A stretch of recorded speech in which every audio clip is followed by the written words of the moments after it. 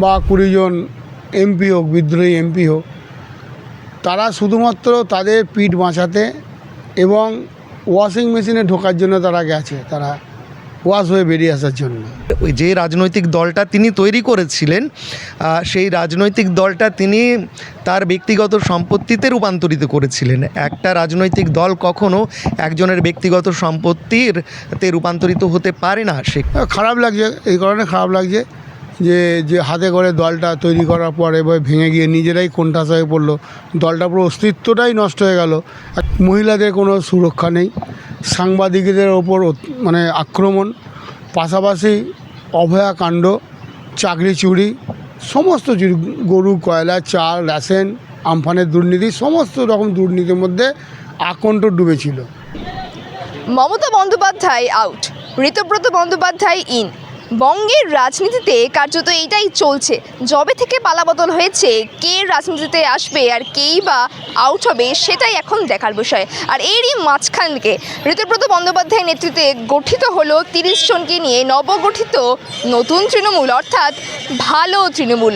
আর নতুন গঠিত এই তৃণমূল কংগ্রেসে কারা কারা নাম লেখালেন, তাদের মধ্যে সবার প্রথম রয়েছেন চেয়ারম্যান হিসেবে যিনি রয়েছেন অরূপ রায়, এবং সহসভাপতি পদে রয়েছেন অরূপ বিশ্বাস, ফিরাদ হাকিম, সাবিনা ইয়াসমিন, রথিন ঘোষ, এবং সাধারণ সম্পাদক হিসেবে রয়েছেন ঋতব্রত বন্দ্যোপাধ্যায়, সন্দীপন সাহা, বিপ্লব মিত্র, জাভেদ খান। কোষাধ্যক্ষ করেছেন আখরুজ্জামানকে।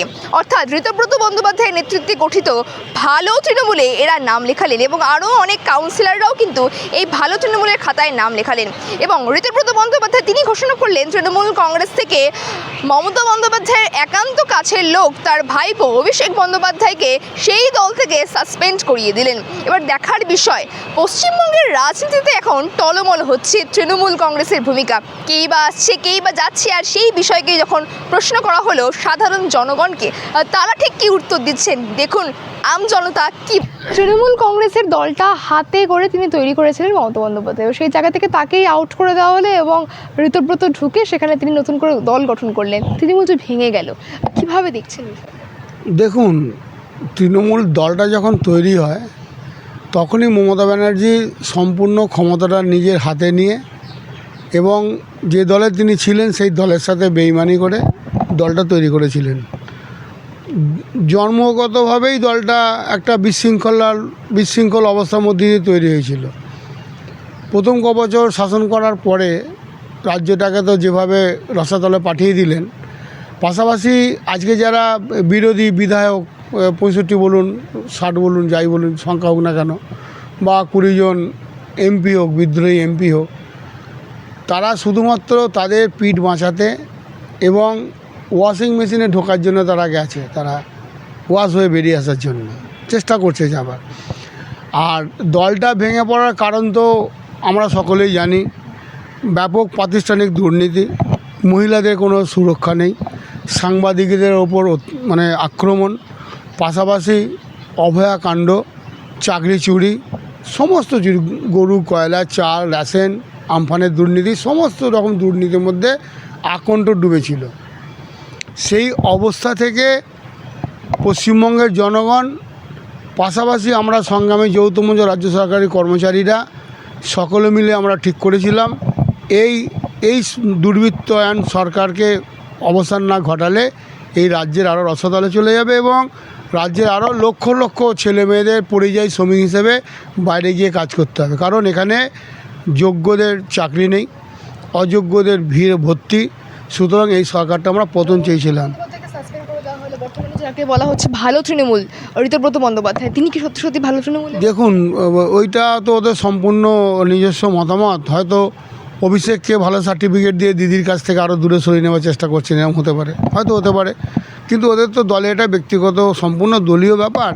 তবে মমতা ব্যানার্জিকে এবং অভিষেক ব্যানার্জিকে বাদ দিয়ে যে নতুন দলটা ওরা করতে চাইছে, সেইটা কতটা আইনি বৈধতা পাবে সেটা পরবর্তী ক্ষেত্রে আমাদের দেখতে হবে। খারাপ লাগছে, এই কারণে খারাপ লাগছে যে যে হাতে করে দলটা তৈরি করার পর এবার ভেঙে গিয়ে নিজেরাই কোণঠাসা হয়ে পড়লো, দলটা পুরো অস্তিত্বটাই নষ্ট হয়ে গেল। একটা এনসিপিআই বলে নতুন সংগঠন, যাদের কোনো একটা এমএলএ নেই, এমপি নেই, একটা কাউন্সিলর নেই, একটা পঞ্চায়েত প্রধান নেই, কিচ্ছু নেই, সেরকম একটা দলের সাথে মিশে গিয়ে নিজেদের যেমন ভরাডুবি দলটা ডেকে আনলো। পরবর্তী ক্ষেত্রে এদের আরও দুর্বিষহ অবস্থা হবে। মমতা ব্যানার্জি লড়াকু নেত্রী ছিলেন তো একটা সময়, আমরা বলি, দেখেওছি আমরা। যদি তিনি তার পূর্ব অবস্থায় ফিরে যেতে পারেন, হয়তো কোনো সময় দলটা তৈরি হতে পারে, তবে সম্ভাবনা খুব কম। দাদা সরে গেল, অর্থাৎ বিজেপি এলো আর মমতা বন্দ্যোপাধ্যায় আউট হয়ে গেল, এবং সাথে সাথে তার দলটাও ভেঙে একেবারে চুরমার হয়ে গেছে। আদি এবং নব্য তৃণমূলে, আদি তৃণমূলে রয়েছেন কুণাল ঘোষ, মদন মিত্ররা, এবং নব্য তৃণমূলে ঋতব্রত বন্দ্যোপাধ্যায় নেতৃত্বে হচ্ছে। দেখুন, বিষয়টা হচ্ছে এই রাজনৈতিক ইস্যু তো, আর বিজেপি ক্ষমতায় এলো আর মমতা ব্যানার্জি ক্ষমতা থেকে চলে গেল, বিষয়টা এরকম নয়। উনি যেতে চাইছিলেনই না, উনি একেবারে ক্ষমতা আঁকড়ে ধরে শেষ দিন পর্যন্ত থেকেছিলেন। ওনাকে কি বলে আর কি, পশ্চাৎ দেশে লাত মেরে তাড়ানো হয়েছে, নইলে উনি ক্ষমতা ছাড়তে চাইছিলেন না, ক্ষমতার কেন্দ্রেই উনি বসে থাকতে চাইছিলেন। এবং রাজনৈতিকভাবে নির্বাচনে পরাজয়ের পরেও তিনি বলছেন আমরা তো হারিনি, আমাকে হারানো হয়েছে, আমি হারিনি। তো এই যার রাজনৈতিক চরিত্র, মানে চরিত্র স্খলন হয়ে গেছে, তো তিনি কি করে থাকবেন? তিনি থাকতে পারেন না, তাকে জনতা উপড়ে ফেলেছে, প্রশাসন উপড়ে ফেলেছে। আর রাজনৈতিক দলের যে রাজনৈতিক দলটা তিনি তৈরি করেছিলেন, সেই রাজনৈতিক দলটা তিনি তার ব্যক্তিগত সম্পত্তিতে রূপান্তরিত করেছিলেন। একটা রাজনৈতিক দল কখনো একজনের ব্যক্তিগত সম্পত্তিতে রূপান্তরিত হতে পারে না। সেখানে সবাই যে নীতিহীন তা নয়, কিন্তু নীতিহীনতার সঙ্গে তারা থাকতে বাধ্য হয়েছিলেন যারা। আর রাজনৈতিক দলের একমাত্র উত্তরাধিকারী তিনি তার সন্তান অথবা তার ভাইপো যাই বলুন, তাকেই করতে চেয়েছিলেন। এটা দলের সকলের কাছে পরিষ্কার হয়ে গেছিল, এক এবং একমাত্র অভিষেক ব্যানার্জির জন্য এবং মমতা ব্যানার্জির এই সন্তান প্রীতি বা ভাইপো প্রীতি বা তার পরিবার প্রীতির জন্য একমাত্র কাজ করেছেন। তার নিজেরকে ক্ষমতায় রাখার জন্য তিনি যে সমস্ত সামাজিক প্রকল্প চালু করেছিলেন, সেইগুলোর মূল উদ্দেশ্য ছিল তিনি যে কোনোভাবে ভোটগুলো কিনে, ভোটগুলো কুক্ষিগত করে যেন তেন প্রকারণে, তার জন্য কোনো নিয়ম নীতির তিনি পরোয়া করেননি। আর নিয়মহীন, নীতিহীন একটা দল কখনো থাকতে পারে না। ক্ষমতায় থাকলে তার চারিপাশে যেমন ঘুরঘুর করে সবাই, সেরকম সবাই ক্ষমতায় কে কেন্দ্র করে, সম্পদকে কেন্দ্র করে তার চারিপাশে ঘুরঘুর করত। যখন তিনি ক্ষমতা থেকে চলে গেলেন, তার চারিপাশ ফাঁকা হয়ে গেল, এটা নিশ্চিত ছিল, আগে থেকেই এটা জানা ছিল। আর আমাদের সংগ্রামী যৌথ मंचर एकमात्र उद्देश्य ছিল नीतिहीन। मेरे पॉइंट ऑफ व्यू से जो इलेक्शन हुआ था, I don't think so that is मतलब एकदम से वो एकदम सही हुआ था, बिकॉज हमको लगता है कि ममता बनर्जी 15 साल से थी और सडनली उसको सिर्फ 80 सीट्स मिले, थोड़ा सोच सकते हैं प्रॉब्लमेटिक है ये।